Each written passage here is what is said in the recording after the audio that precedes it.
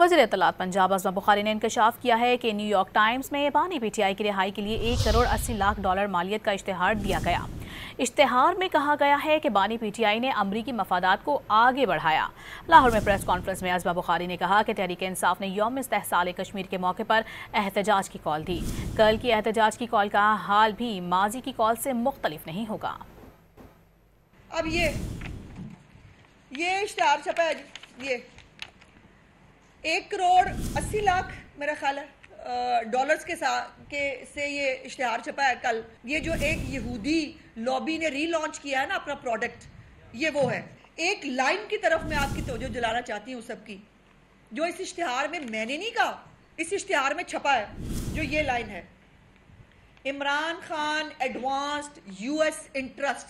اس کا مطلب کیا ہے؟ عمران خان نے امریکی مفادات کو آگے بڑھایا۔